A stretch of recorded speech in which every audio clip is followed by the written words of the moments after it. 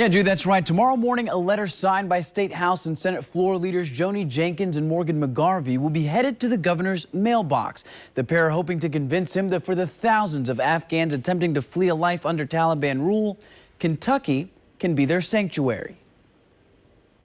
After taking control of Afghanistan, Taliban leaders last Tuesday held a press conference promising their rule of the area will be different than their documented violent history, saying they will honor women's rights to go to work and school.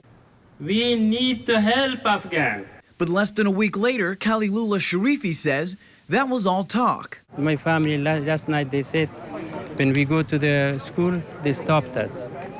Why you come to school? You didn't know that you have to be at home? It's a reality many are faced with, causing a pileup in the country's streets and airport as thousands are trying their best to flee. As those images are hitting television screens all over the U.S., Kentucky Democratic lawmakers are reacting. We have to do something to help.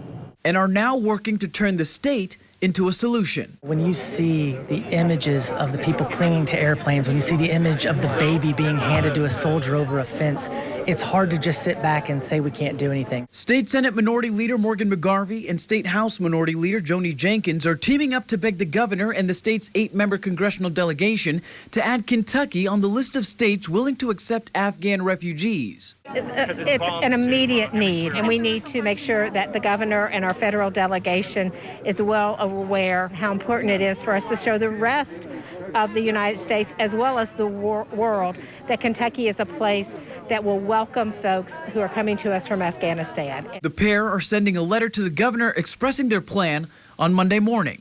We hope this spurs people into immediate action.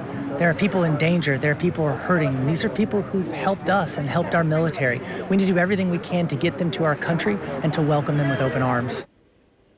And so far, the effort has garnered the support of Congressman John Yarmuth. This week, Jenkins and McGarvey plan to speak with members of their respective caucuses as well as people across the aisle to gain more support. Drew.